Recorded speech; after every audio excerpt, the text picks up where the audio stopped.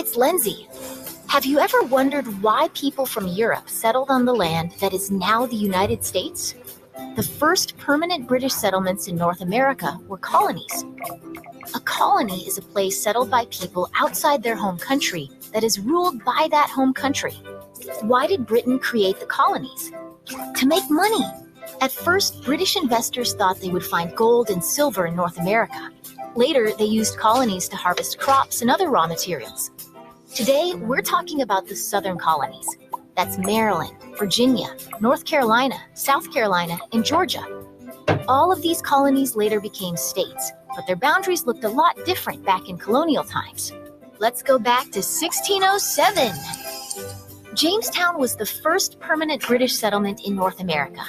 It was located on what the colonists named the James River in eastern Virginia. Just like Jamestown, the river was named for Britain's king at the time. At first, the people of Jamestown had a hard time farming in the new environment. Many colonists died from famine and disease. The Powhatan Indians saved the surviving colonists by providing food to the people of Jamestown. Then, in 1612, Jamestown's colonists started planting tobacco, and life began to improve. Tobacco is a staple, or cash crop. That means farmers grow it to sell, not to use it themselves. Jamestown thrived and expanded. As the settlement grew, the British claimed more land in Powhatan territory. Between the 1620s and the 1640s, the British and Powhatan fought a series of wars for control of the land. By 1646, the British controlled where the Powhatan could live and hunt. Around the same time, the colony of Maryland was getting settled. Colonists in Maryland also grew tobacco. Maryland was the first proprietary colony. That means the king, this time Charles I, gave the land to someone else to run. In this case, Cecilius Calvert, the Lord Baltimore, got the gift. Maryland's first settlers arrived in 1634.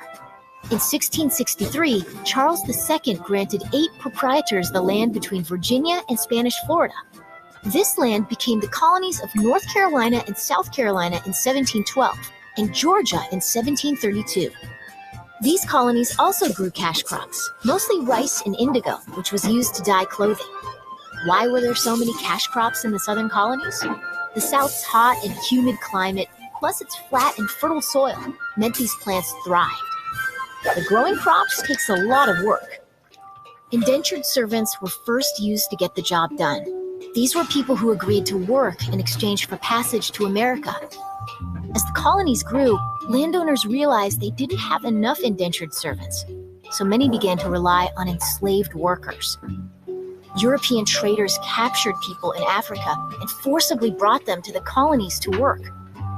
In areas of the South where plantations were common, enslaved persons made up a majority of the population.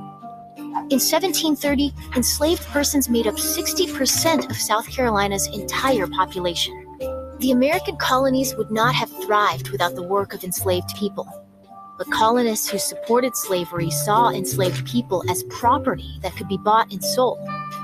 They did not recognize slaves as people who have human rights. Thanks for zooming back with me to the Southern colonies. What else do you want to know about American history? Let's explore more next time. See you around.